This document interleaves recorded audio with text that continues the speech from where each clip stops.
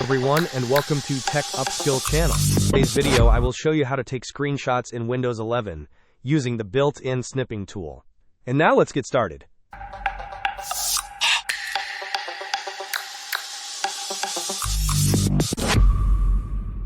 To take a screenshot in Windows 11, you can utilize a simple keyboard shortcut. Press the Windows key, the Shift key, and the S key simultaneously. This action will instantly launch the snipping tool.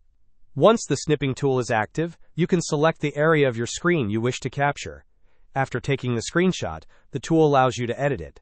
You can add markers, highlights, or any other annotations to your captured image. When you are satisfied with your edits, simply click on the Save button to store your screenshot on your computer. Hope this was helpful. Don't forget to like and subscribe if you enjoyed. As always, thanks for watching, and I will see you in the next video.